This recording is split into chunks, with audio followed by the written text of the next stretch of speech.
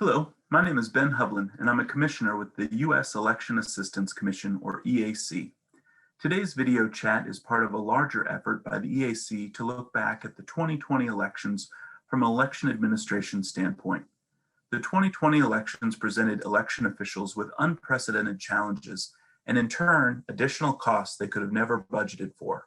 Most jurisdictions across the country face the dual challenges of running both the largest mail or absentee ballot election they'd ever experienced and making polling places as safe as possible for voters and election workers. The EAC was proud to quickly distribute $400 million in CARES Act funding from Congress last April, but for some jurisdictions, this was not enough to cover the added expenses brought on by the COVID-19 pandemic. We are fortunate today to have an excellent panel to discuss election funding in 2020. With us are Jamie Hsu, who was first elected county clerk, county election officer for Douglas County, Kansas in 2004, and he's currently in his 5th term in office. Claire Woodall-Vogue has been with the City of Milwaukee Elections Commission for 8 years and has been the executive director since July of 2020. Jude Seymour is an elections commissioner with the Jefferson County, New York Board of Elections, which he joined in 2015. And Tiana Epps Johnson is the founder and executive director with the Center for Tech and Civic Life. She's leading a team that is doing groundbreaking work to make U.S. elections more inclusive and secure. Notably for today's conversation, CTCL provided COVID-19 response grants to nearly 2,500 election departments across 49 states. In total, CTCL distributed approximately $350 million in grant funds. As you can see, we have a great panel, and I'm looking forward to this conversation. So let's jump right into some questions. This first one will be for the election officials, and we'll go in the order I introduced you. So Jamie, you'll be up first. But I mentioned earlier that for most jurisdictions, responding to the pandemic meant significant unanticipated costs for election officials. And I was hoping that each of you could talk a little bit about your jurisdiction, just to give people an idea of what it looks like, and then your experience in 2020 and how some of the costs that you had in conducting your elections that you'd not originally budgeted for. All right. Thank you, Ben, for inviting me. I look forward to this. I'm the county clerk of Douglas County, Kansas. Most people would know it as the home of Lawrence, Kansas, and the home of the University of Kansas, Rock Chalk Jayhawk. We have about 80,000 registered voters, which puts us as the 5th largest county in Kansas. That's not as big as most jurisdictions, but it's pretty big for the state of Kansas. We're very unique because we are a university town. We also have Haskell Indian Nations University in our town. We have Baker University in a neighboring town. We also sit between Topeka and Kansas City, so we have a lot of commuters that live here. So advanced voting is something that has been big in our community for quite some time, largely because many of our population leave during the day. So we have a lot of students here. And, when we look at a presidential election, that's always a large part of our population. And of course, in 2020, we didn't really know who was going to be here because the university was, it opened late. Then there was discussions of whether it would close early. I'm sure I'm like everybody else that in actually almost a year ago, when this started to happen, we had a plan for the presidential election that pretty much went out the window. We sat down and started thinking about what are all of our challenges and redesigned our entire elections plan. And then we tried to figure out how we're going to pull it off and how we would pay for it. But, for us, and I'll talk about this a little bit, we vote in a really old courthouse. There is no room for social distancing, not only for voters, but for our staff. I think for a lot of people think about how we had to address voting with voters, we also had to deal with how do we keep our staff safe and how do we keep all of our volunteers safe. So I think for most of us, we rebuilt elections in just a few weeks, and we ran elections in a way that many of us had never done before. and funding was a large part of that. Thank you. Claire, same question. You could tell us a little bit about Milwaukee and what the jurisdiction looks like, and then some of the unanticipated costs or how the election changed for you all. Absolutely. So I am the executive director of the Election Commission for the city of Milwaukee, which has around 330,000 registered voters, large, urban, very diverse population. Just under a year ago, we were about 3 weeks away from our presidential primary. And it was, Milwaukee became the poster child for what an election should not look like. We became notorious, I don't want to say famous, I'd say infamous for going down to only 5 polling locations for in-person voting last April. And so it was because we were facing exactly what Jamie talked about, election workers who were fearful. We were not public health experts at that time and could not guarantee their safety. And Milwaukee's urban community was really hit the hardest by COVID and seeing skyrocketing deaths from COVID-19 at that time.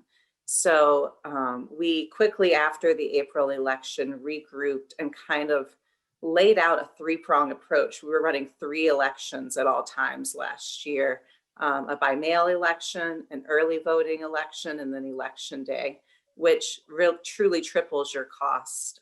So our budget was upended during the April election. And what I look forward to talking about is how we were able to recover and really pull off a successful, probably the most successful presidential election we have seen in quite some time last fall, thanks to the funding efforts of CTCL and the Election Assistance Commission. Thank you. And Jude, tell us a little bit more about Jefferson County, New York. Thanks, Commissioner. Jefferson County, New York is got about 122,000 residents. It's probably best known for Fort Drum. It's the most deployed Army base to Afghanistan and Iraq. We also known for the Thousand Islands region. We've got about 60,000 registered voters here. When I was putting together a budget with my Democratic colleague in August of 2019, we could never possibly known that we were going to be involved in all the things that we got involved in. I like to joke that I had never once tried to source spray bottles, spray nozzles. But because of the COVID-19 pandemic, we were all kind of forced to get a little bit flexible. So we put our purchasing department to good use, and obviously got involved in some deep cleaning of poll sites, which we had never previously engaged in. And, obviously, because we didn't have funds readily available, the CARES Act money and the CTCL grant that we applied for ultimately were lifesavers in doing what we needed to do. And just kind of dovetailing off of what some of the other people said, New York is primarily an in-person voting state. It's always kind of pushed on that. The Constitution really talks about in-person voting, and this mail-in phenomenon has been less so. It's creeping up a little bit, but this past year we moved on predominantly to mail-in voting, and obviously that's a change of mind and also a change of priorities. So we had to purchase a lot of new equipment, and thankfully the grants were there in a pinch. Great. You mentioned both the EAC, the CARES Act funding that we distributed. So I'll start there, and actually I'll come to Claire first this time. But the EAC, of course, was proud to distribute that $400 million from Congress to the states. Obviously, it goes to the states first, and then most states did a significant amount of subgranting again around. That $400 million was specified by Congress for COVID response. If each of you could talk a little bit about if you received CARES Act election funding, and if so, how much, and then specifically what you spent that portion of money toward. Again, Claire, if you could start us off. Sure. So the city of Milwaukee did receive CARES Act funding channeled through the Wisconsin Election Commission. And it was a very easy application process. We received just over $324,000. They had a very easy formula. It was based on our number of registered voters at the time, times a certain dollar amount. And We spent our $324,000 entirely on funding our postage with the United States Post Office, both for absentee ballots to be mailed out, and then we pay for the business reply mail coming back in. And then we also did two direct mailings last year where we were trying to educate voters on how to apply for an absentee ballot, but also provide them in-person assistance if they needed help with any voting issues, which we did at our libraries. But that just covered a portion of our postage, I should add. That wasn't our entire postage bill for the year. Yeah. Jude, if you could tell us about CARES Act funding you received and how that was utilized. Sure. Jefferson County received $123,456, which is 1, 2, 3, 4, 5, 6. I don't know why. Lake Milwaukee was based on our registered voters, and that's why it's easy to remember the number. Like Milwaukee, we spent a lot on postage. The governor had broad executive order powers, and he put it towards postage paid return envelopes, which we had never engaged in before. So we had a spike in our postage costs. There was also a letter that he had us send out in August or September that required us to tell New Yorkers about their varied options. And again, there were 3 predominant options, which was the mail-in option, early voting option, and obviously in person on election day. So we spent a lot of it on postage, but cleaning poll sites, which I mentioned earlier, acquiring PPE, to keep our inspectors safe. I think I've mentioned this to you before. 55% of our elections inspectors are over the age of 55. And so they're the kind of highest risk category. So we wanted to make sure that we were protecting them in addition to the voters. Obviously, we got masks for the voters as well. So that's where predominantly a lot of the money was spent. Thank you for that. And Jamie, you want to tell us a little bit about what money Douglas County got from the CARES Act and how that was used? Sure. Kansas was the same as the other 2 participants. It was based off the size, your percentage of the voter population. We received about $135,000, which being the 5th largest, that was a pretty good amount. In 2012, we actually started kind of pushing. Kansas has, starting 20 days prior to the election, no excuse advance voting. So we had already increased our mail voting with some mailers, and then we started paying postage a few cycles ago. So postage wasn't our biggest driver. Probably our biggest one was space. I mentioned the courthouse. We knew we had to find another location. So we rented an old Sears store that was empty to kind of operate out of for a couple of reasons. One of the things we did is we separated our staff. So my deputy and I really didn't see each other much during the entire election, and that was on purpose. The idea was that if one of us got sick, the other one could continue. But that old Sears store allowed us to advance vote with a lot of separation, but also all of our advanced staffing. As the mail came in, as the mail went out, we could spread everybody out. So that was probably one of the biggest things we spent CARES Act money on. And then PPE. I mean, everybody can tell you about those first few months. Trying to find PPE was hard. Plexiglass. I never thought it would be hard to find plexiglass. We were building plexiglass screens for the polling places, and there was a shortage of plexiglass. The amount that we paid for hand sanitizer was crazy per gallon in the first little bit of it. We were lucky because our primaries were later. So our primaries were in August. So we learned from, Claire and others who went before us, kind of tried stuff. So we were able to kind of know what we needed to do. Our CARES Act money also helped us a little bit with equipment.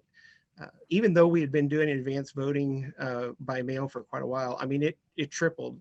And so having just equipment that could open the envelopes was a huge purchase for us. And we'll talk about it here in a little bit, but that was enough to kind of get us through August, but that really was not enough to get us through November. Yeah, I mean, obviously the CARES Act funding was crucial, but as you said, Jamie, that didn't cover all or all of the additional COVID-related expenses for a lot of jurisdictions. And earlier I mentioned that CTCL distributed $350 million in COVID-19 response grants. Tiana, we've heard some concerns raised about how the funding that CTCL gave out was distributed. Again, it's my understanding that that went all over the country and that anyone could apply. Is that correct? And can you talk a little bit about the distribution of this critical funding? Yeah, I really, really appreciate that question, Ben. And you're totally right. The CTCL COVID-19 response grant program was a nationwide open call. We invited every single local election department in the country that had any role in administering the November election to apply for a grant because, as you've already heard, the need was, quite large. And we guaranteed that every election department that we were able to verify was a legitimate election department would receive a grant. So as you've already mentioned, that meant at the end of the day, we received and we provided grants to nearly 2,500 election departments across 49 states. And when we designed the grant program, we really wanted to make sure that any level of funding that we provided to election departments was a meaningful amount that they could actually use for things that they needed to purchase. And so we set a funding floor rather than a funding cap. And the minimum grant that we offered was $5,000 to smaller cities and towns across the country. And then the amount scaled with jurisdiction size up to 19 million, which was awarded to New York City. Really interestingly, over half of our grantees, about 1,300 of them, are election departments that serve fewer than 10,000 voters, meaning that the majority of our grantees are some of the smallest election departments by population in the country. But of course, we also supported, folks that really range the different size and populations across the US. And the program from the start was really about keeping elections functioning during a pandemic and keeping everyone safe. So the grants spanned 4 core buckets of how folks could use the funds. One was around ensuring safe and efficient election day administration. The other broad bucket was around expanding voter education and outreach, recognizing how critical that was given all of the changes to the process. The other was launching poll worker recruitment and training and safety efforts so that we could have enough folks at the polls to actually keep places open and well run. And the last bucket was around supporting both early in-person voting and vote by mail, recognizing the increase on both of those that we anticipated that we would see in advance of November. We know that no election department is exactly the same, and certainly not across geographies or state lines. So while we kept the focus of the impact of the grants on the pandemic, we gave local election offices as much discretion as possible to really allow them to use the funds in whatever areas matched most acutely with their specific highest needs. That's great. For the election officials, and Jude, we'll start with you this time. You all also receive CTCL grants. Can you tell me how much you received from CTCL and how that funding was used? Sure. We received just shy of $61,000 here in Jefferson County. And we misunderstood that the floor was $5,000. We thought we were getting a $5,000 grant. So imagine our surprise when we were awarded $61,000. I'm not saying tears were shed, but there was a lot of excitement. There was an opportunity to go back and think about sort of the things on our wish list, things that we had wanted to purchase but could not justify the cost. The county was dealing with its own budgetary issues because it was hemorrhaging sales tax. There was no future state funding that was made abundantly clear to us. And so people were asking us for things that we could now provide to them because of the grant. My Democratic colleague had really wanted a Dropbox. We had gotten a lot of inquiries about a 24-hour, 7-day-a-week Dropbox that was in a secure location. So we ended up purchasing one of those. I had really wanted an envelope opener. I know that seems so silly, but when you are opening suddenly 9,000 pieces of mail, and when you're typically used to about a third of that amount, it came in handy and it really made the recanvassing process so efficient. And the last thing that we did, second last thing that we did was we hired people right before the election to work on election day, and their only purpose was to clean the poll sites. So they would literally go back after people and, you know, wipe down an area or whatever. And that was good peace of mind for people who are coming into our poll sites to see that we were making the effort to keep them clean. I don't know if it made a difference in terms of curbing the spread. I know there wasn't an outbreak related to our election, which we were thankful for. And the very last thing was some people had felt uncomfortable about the masks. They didn't think the masks were sufficient. So we invested in gloves and face shields. We didn't have the opportunity to get plexiglass, but we felt like we were trying our best to get people what they needed. For that. Jamie, do you want to talk about the CTCL grant you received, again, how much and how you use that money? I've said it, what I refer to it, I might have shed some tears, Jude, that it was a game changer for us. You know, with the CARES Act money, and first of all, one thing about CARES Act money is the best thing about that legislation was that it dictated it had to come straight to the counties. HAVA 2 security money did not make it to the counties in our state. So it was really important that that was part of that legislation. But, you know, it got us through August. That Sears store that I talk about, I was able to fund it through August. I don't know how I was going to pay for it past that, but I knew that I needed to. We got $345,000, which I'm like Jude, I never imagined that that was what we would get. And we did the same thing. We sat down and said, okay, what is it that we want to do? You know, Ben, you and I have talked about it, is most election offices, we've spent so long just providing the basics in elections, but not necessarily doing the things that, you know, that we've always dreamed of doing. And that CTCL grant allowed us to do that. We were able to quadruple our drop boxes. Drop boxes became a huge thing. We were only able to put 2 out in August, and we were able to quadruple them. It helped us not just with PPE, but the biggest thing was the space issue. It allowed us to continue with the space and not worry about what I was going to cut in order to make that happen, because there's no way I was going to take it back. It helped us with personnel. I mean, taking away, there was a lot of stress. I mean, when we look back on it, I didn't sleep much. And what it did was it took away a whole lot of the stress of how am I going to fund the election that needs to be run versus how am I going to run that election, and maybe at the end of the year, I don't know, I'll have to sell stuff. But it was a game changer for us, and helped us see that finish line in a way that was huge for our county. Great. Claire? Yeah, so the city of Milwaukee received 3 separate grants from CTCL for a total of just over $3.4 million. So literally 10 times the amount of the CARES Act funding that we received. And I just can't echo enough what Jude and Jamie both said. Like, I was basically told to create my wish list of what it would take to have a successful election. And we did everything from establishing 15 drop boxes to being able to pay our election workers $100 hazard pay stipends, which wasn't allowable under the CARES grant, to completely transforming our training manuals. Because everything was being done virtually, we invested in much better visualization within our training manuals. Purchasing, I get as equally as excited as Jude over envelope openers. Our mayor likes to mock me for it, but purchasing high-speed envelope openers.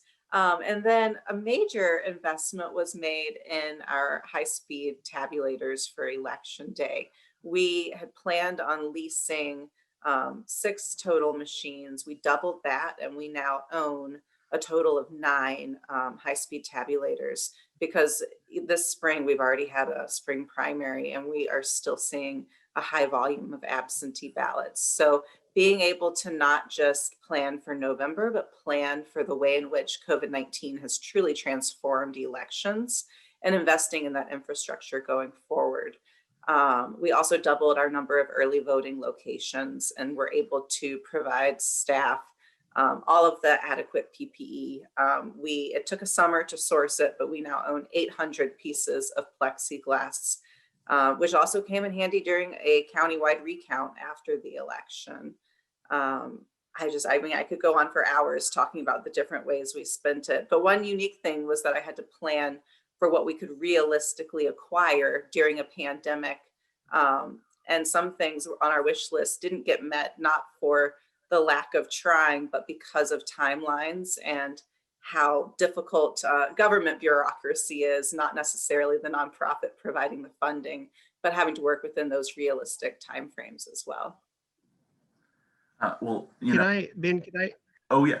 Ben, can I mention something? Claire hit on something that's really important about the CTCL grant, which was the flexibility of it.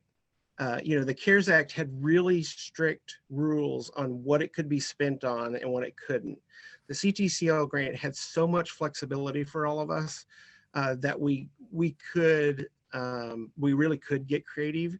For me, one of the things is that I had some money left over, and I got approval that I could use that to help invest in a space that we'll be moving to, which is going to transform elections in our county past November, because we're finally going to be able to do the thing we want to do, which was kind of move out of the courthouse and provide just a better opportunity for our voters. So the flexibility of that grant was huge for all of us. Great. And, I mean, I think when a lot of people look back at the administration part of the 2020 election, I mean, obviously it's the best run election that I've seen in my career. And, I attribute that to the hard work of you all and election officials around the country. I mean, putting your personal safety on the line, but it was also having these resources and the investment and the ability to serve your voters in the way that needed to be done in this election. And, the stories that you just shared are excellent to hear. And Tiana, again, with covering that many jurisdictions, I'm sure that you've heard several others. I don't know if there are any other specific examples that you'd want to highlight about how the CTCL money was utilized. The stories from these and from election officials, I think, are in a really challenging year that 2020 represented really helped keep me going and really helped keep our team going. And I would, if you don't mind, I want to take a little bit of time to answer this question because there's so many different ways that we've heard of how grant funds have been used. And I just want to share some of the stories directly from the sort of perspective of election officials. We released a preliminary report following the November election about the use of grant funds, and we'll keep publishing what we've learned about election department spending across this year. But here are a few insights. The headline is that election departments, as you've heard, use CTCL grant funding for basic costs that weren't being met anywhere else. And we know that funds were used for things like folding machines and inserters and letter opening machines, e-poll books, thermometers, generators. One election official shared with us, quote, "We're rural. Unfortunately, electric power goes out often. It actually goes out throughout the year. Sometimes it doesn't even have a reason. I don't know if you can imagine how worried I was about the power going out during voting." Other election officials bought storage bins, shelving, seals, drop boxes like we heard here, signage, and security given the challenges of 2020. One election department that was one of our larger grantees, which received about $2 million in grant funding, shared, quote, "We were also able to provide for security during our counting process. We were under a microscope since we were one of the final states to provide final counts due to the high increase in mobility due to COVID. Our employees were under extreme pressure during this time, and armed protesters were outside our facility every day leading up to our final counts. We would not have been able to keep temporary staff without providing the security and meals during this difficult time. This grant was an answer to our prayers in many ways." Others lifted up using funds to make ADA improvements so that polling places were accessible, especially given the need to social distance. One official told us, quote, "I'm in need of an ADA compliant chairs for our elderly to be able to sit at voting booths with arms I currently don't have any, and they're struggling to get out of the metal folding chairs. Another told us, quote, at our town hall, we have 2 doors, but only one with a sidewalk. And this year they needed both doors. They needed an entrance and an exit to accommodate social distancing. So, quote, I believe I only can do this if we put in a sidewalk in compliance with ADA. So some of the funds were used to literally put down sidewalks. When we look in aggregate, we know that over 500 election offices invested some of their grant money in some way into nonpartisan voter education to help voters understand their voting options and how the process might look different due to changes from the pandemic. One of my very, very favorite stories from the election is from a small county in Texas. They have about 1,200 total people. Not voters, total people. I grew up in a really small town, like 3,000 people. My county had 21,000. So 1,200 in the whole county, that's very, very tiny. And they were one of our $5,000 grantees. And they let us know that, quote, we were able to purchase vote here signs and I voted stickers. We're a very poor county and these are items that have never been an option. Thank you so much for this grant. A jurisdiction in Hawaii, which was awarded about $1 million in grant funds shared. For the first time, we expanded multilingual support to languages beyond those required by the Voting Rights Act. 14 additional languages were added, including Hawaiian. We all know, especially those here on this webinar, that elections are people-powered. They're powered by government officials, full-time and part-time office staff, call center workers, warehouse staff, security guards, IT technicians, an army of poll workers, a whole nother army of temporary workers to process applications and ballots, teams of drivers to distribute supplies and service drop boxes, and more. And I think the biggest thing that we heard was the adequate staffing was one of the biggest, if not the biggest needs of election offices for 2020 elections. And with CTCL funds, thousands of election departments hired more poll workers or were able to offer hazard pay plus the necessary PPE. And over 1,500 election offices spent funds on temporary staffing and equipment, as well as supplies for mail and absentee ballots. One official shared that the dire conditions in 2020, quote, all combined to place election staff in the most difficult working environment in the history of elections. The grant money brought one election official to tears because he'd been struggling to pay his staff and he used the funds to give them hazard pay raises. A small county in Georgia that received about $30,000 in total support shared, quote, when we gave the hazard pay to poll workers, some of them actually cried. This year, we've all been through the mill. Staff and equipment were also really critical to election integrity. A town in Connecticut that received a $16,000 grant shared, quote, because this grant helped us hire additional workers, we were able to create perfect results by double checking and triple checking every ballot. Our rejection rate was lower than ever, and we're very proud to have delivered excellent absentee ballot results. This grant also allowed us to purchase an amazing letter opening machine that literally saved the day when those thousands of envelopes had to be opened on election day. It would have never happened otherwise. Those are just a few of the stories, it's the tip of the iceberg. It's truly a miracle what election officials were able to pull off in 2020. And I think that, while election departments were clearly able to move mountains and deliver just an incredibly smooth process in 2020, aided by these funds and the funds from the EAC, now I don't think is the time to move away from this conversation about election funding. 2020 came with really acute needs because of the pandemic, but for decades, I think that the lack of proper investment in election department budgets has been one of the greatest rate limiting factors to be able to consistently administer elections at the level that the American public deserves, and that we definitely know that election officials are more than capable of delivering. If we don't know that by now, everyone should. So we have to figure out how we get to ensuring predictable, sustained public funding for elections for the long term. Absolutely, and those stories are amazing. And I think right there you hit the nail on the head. Obviously this year the costs were sort of exacerbated and more than you would have in any year. But we do know that elections are chronically underfunded. It does too often fall to sort of that last priority, unfortunately. And I know that we get asked about this. I know people are looking at, Congress is sort of continually thinking about if they want to invest in this. And, one of the things that comes up quite often is that regular federal stream would make a difference. I mean, we all know that state and local governments primarily run elections, are primarily responsible for funding elections. But in this new environment where security is more of a challenge, it's a national security issue, you have the potential for foreign interference. Just thinking about this and what the future of grant funding, at least at the federal level, might look like. Jamie, you hit on this earlier.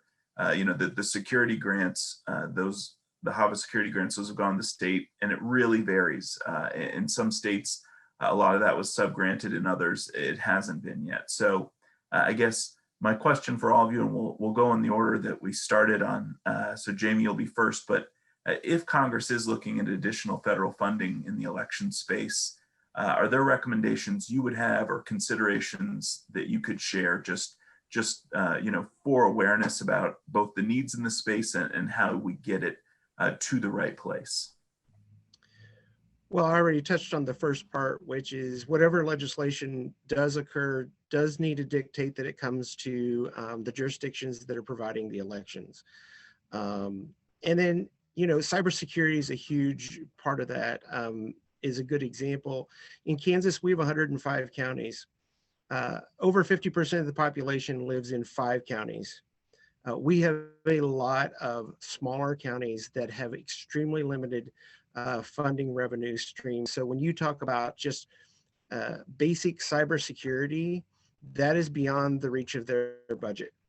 And, I think funding things like, I love the Illinois Navigator model, which provides, that level of cybersecurity service for all types of counties.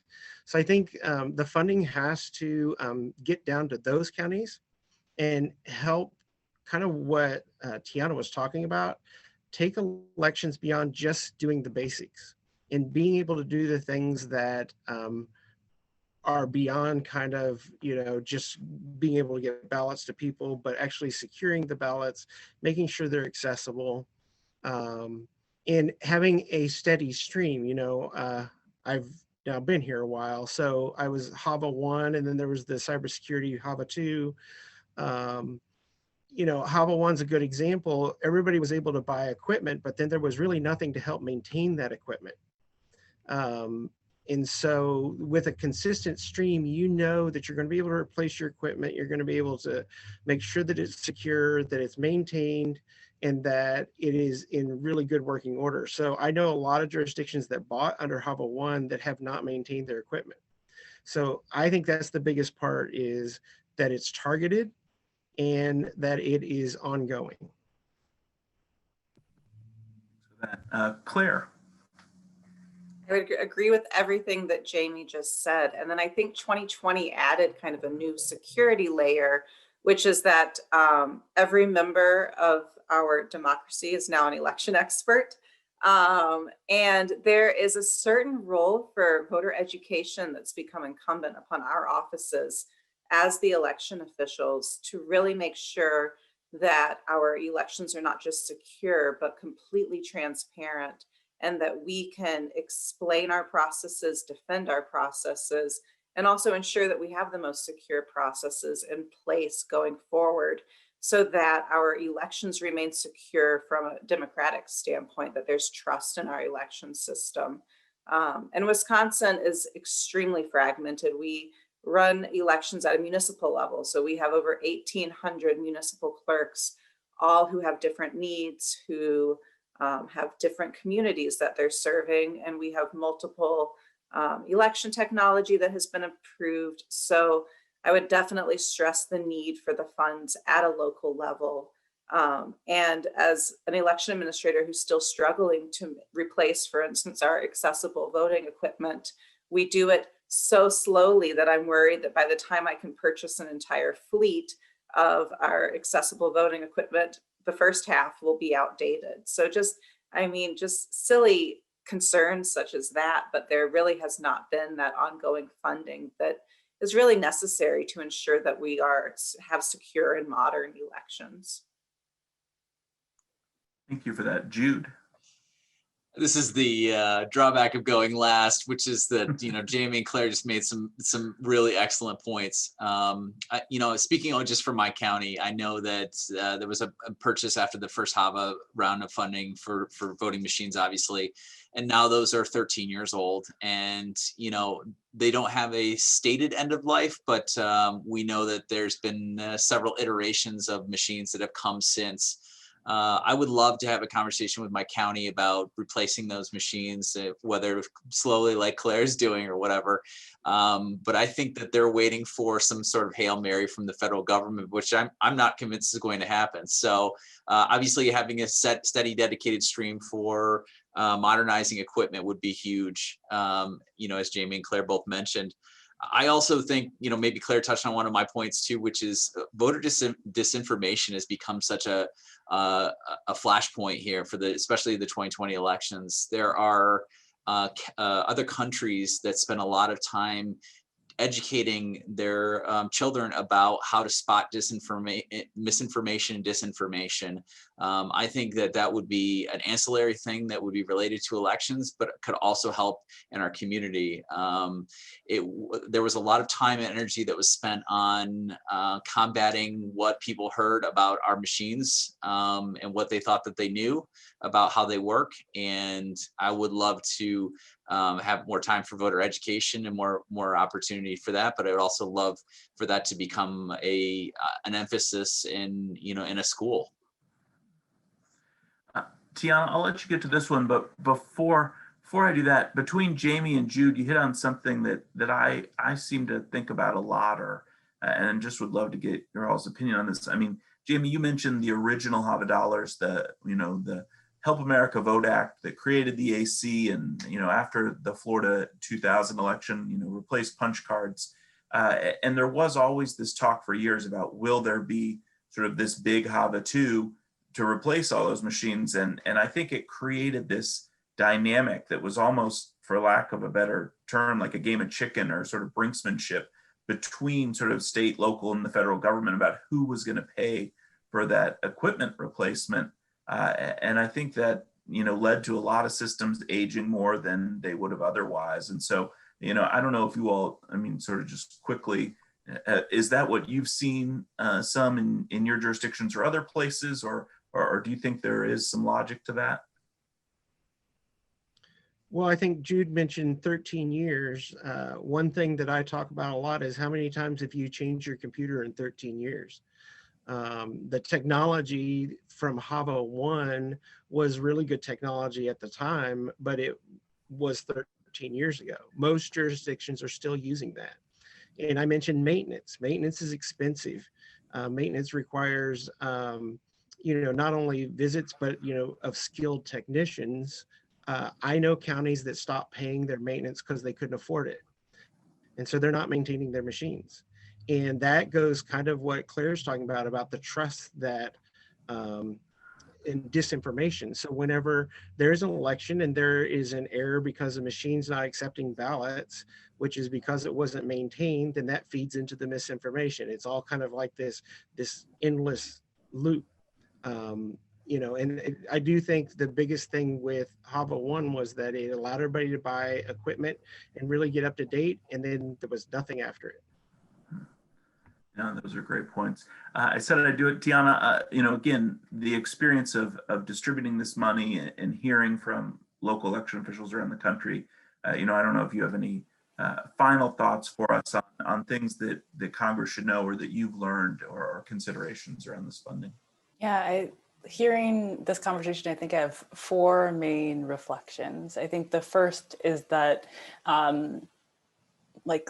the stories that we just heard, we have to, when we're having a conversation about the future of federal funding, make sure that local election officials are part of the conversation, driving our understanding of what funding needs are, understanding the constraints of using those funds effectively, and just really driving the conversation about what funding is required. I think that that's been largely absent, but at the end of the day, where the rubber meets the road with our election process are with city, county, municipal election officials, and they deserve and must be at the table in these conversations about funding.